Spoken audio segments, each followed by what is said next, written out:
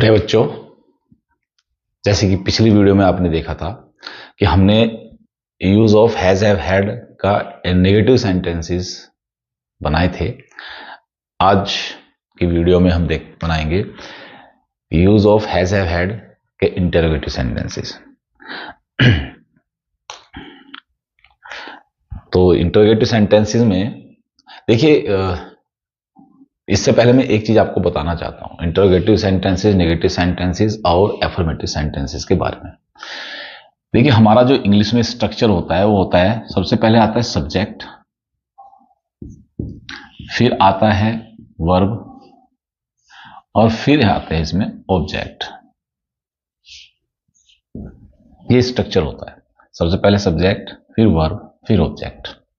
Verb में भी अगर हमारी दो वर्ब हो तो हेल्पिंग वर्ब पहले आएगी और फिर आती है मेन वर्ब।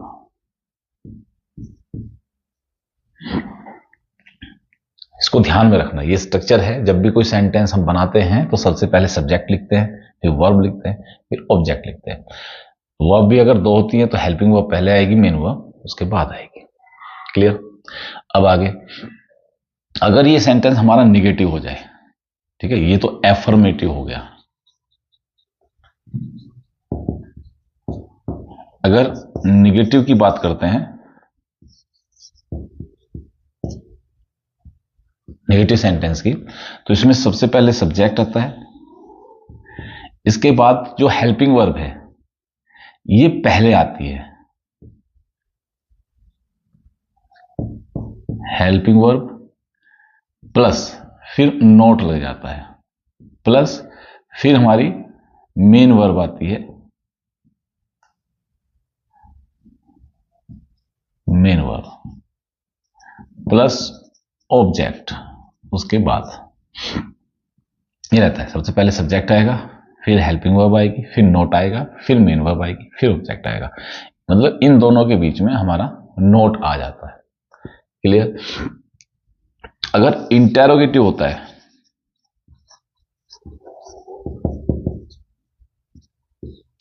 इंटेरोगेटिव होता है तो ये जो हेल्पिंग वर्ब है हमारी, ये सबसे पहले आ जाती है। दो तरह के इंटेरोगेटिव होते हैं, ठीक है। तो पहले इंटेरोगेटिव में क्या होता है, ये हेल्पिंग वर्ब हमारी सब्जेक्ट से पहले आ जाती है, हेल्पिंग वर्ब प्लस फिर सब्जेक्ट आएगा, फिर हमारी मेन वर्ब जो होती है वो आ जाएगी, फिर हमारा ऑब्जेक्ट आ जाएगा।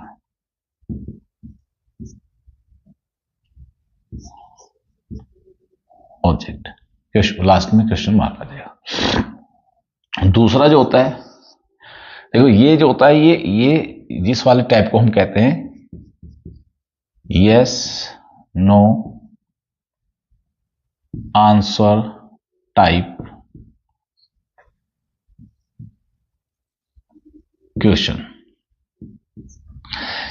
मतलब इसका जो आंसर है यस या नो में दे सकते हैं।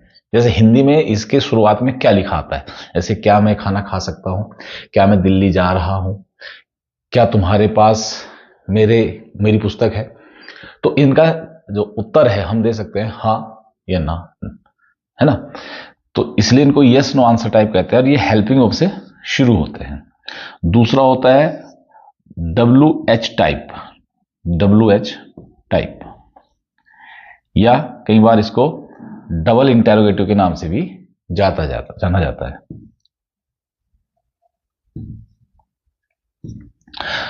WH टाइप क्यों रखा गया या डबल इंटेरोगेटिव क्यों रखा गया? क्योंकि ये स्ट्रक्चर तो जो रहता ही रहता है, पहले हेल्पिंग वर्ब, फिर सब्जेक्ट, फिर मेन वर्ब, फिर ऑब्जेक्ट, क्वेश्चन मार्क। ये स्ट्रक्चर जो तो है ही, helping verb, subject, main verb, object.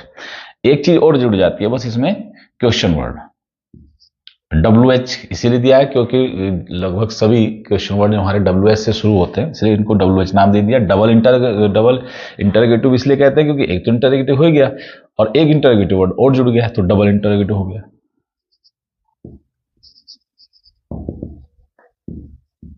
Question word. तो इस तरह से ये देखते हैं हम ये हमारा स्ट्रक्चर है, इसको बिल्कुल माइंड में आपको सेट कर लेना है कि अगर एफर्मेटिव है तो सब्जेक्ट पहले, फिर वर्ब, फिर ऑब्जेक्ट, और वर्ब में भी हेल्पिंग वर्ब पहले, मेन वर्ब बाद में। ठीक है। नेगेटिव सेंटेंसेस हैं तो हमारा हेल्पिंग वर्ब के बाद जस्ट नोट आएगा, फिर मेन वर्ब आ जाएगी, फिर ऑब्जेक्ट आ जाएगा, और सभी में फुल स्टॉप जरूर लगाना है ना बाद में।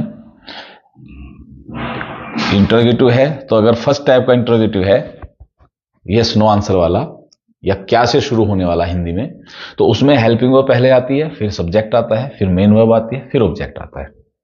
और अगर हमारा बीच में क्वेश्चन वर्ड आता है, हिंदी में क्या होता है इनवर्ड, डब्ल्यूएच टाइप में क्वेश्चन वर्ड बीच में आता है, जैसे वह कहां जा रहा है, तो कहां वर्ड जो है क्वेश्चन वो बीच में आ गया। तो इसमें शुरुआत जो होती है क्वेश्चन वर्ड से होती है, फिर हेल्पिंग वर्ब आती है, फिर सब्जेक्ट, फिर मेन वर्ब, फिर ऑब्जेक्ट। ये स्ट्रक्चर आपको अपने माइंड में सेट करना है। तो अब आगे हम बढ़ते हैं इंटरोगेटिव सेंटेंस। हमने पढ़ा पहले कि I have a book, I don't do not have a book.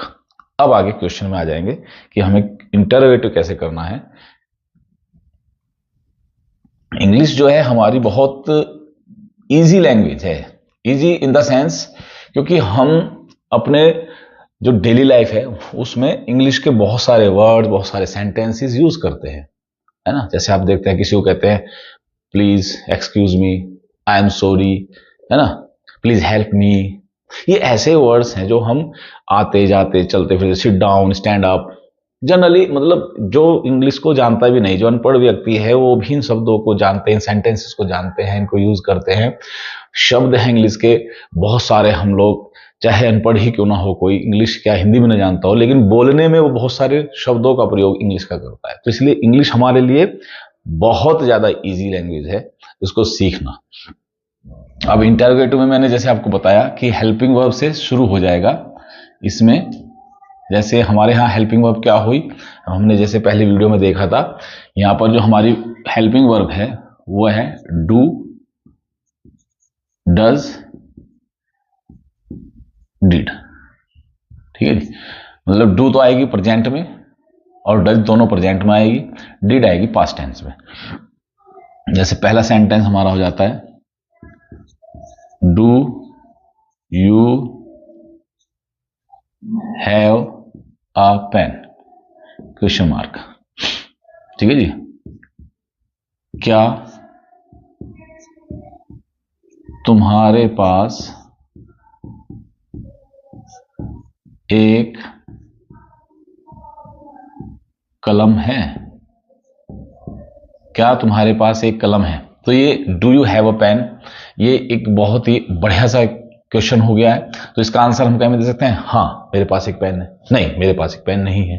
तो इस तरह इसको हम यस नो आंसर टाइप भी कहते हैं। ठीक है, आगे डज का यूज करते हुए आते हैं। Does she have a doll, question mark. ये हो जाएगा क्या उसके पास एक गुड़िया है, क्या उसके पास एक गुड़िया है, क्वेश्चन मार्क। पास्ट की बात करते हैं तो आ जाएगा डिड वी हैव अ बस, क्या हमारे पास एक बस थी, क्योंकि पास्ट टेंस है तो थी लग गया। डिड वी हैव अ बस, क्या हमारे पास एक बस थी। Does she have a doll, क्या उसके पास एक गुड़िया है। Do you have a pen, क्या तुम्हारे पास एक पेन कलम है। तो डू क्यों आया, क्योंकि यू के अनुसार, यू के साथ डू का प्रयोग, यू प्लूरल में है। डज क्यों आया, शी के अनुसार, क्योंकि शी एक वचन है, सिंगुलर है, इसलिए डज आया। वी और पास्ट में डिड आता है, चाहे सिंगुलर हो चाहे प्लूरल हो, सभी के साथ डिड का प्रयोग करते हैं, है ना। एक क्वेश्चन हम बना सकते हैं इसमें डबल इंटरोगेटिव वाला, जैसे what do you have, what do you have, what का मतलब क्या, तो तुम्हारे पास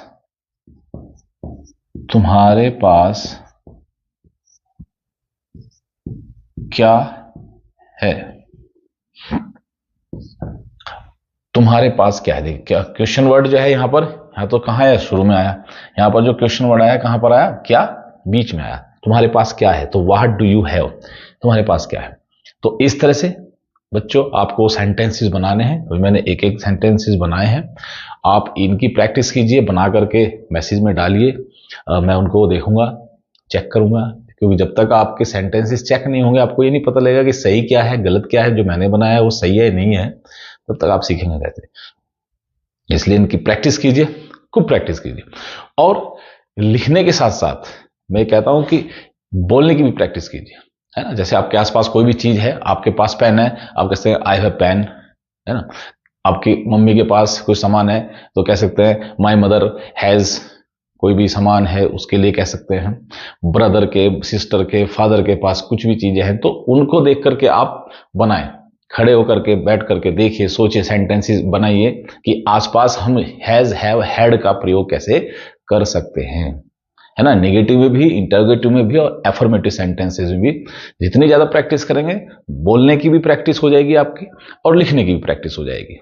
ठीक है, आज के लिए इतना ही, मिलते हैं नेक्स्ट वीडियो में। Thank you very much.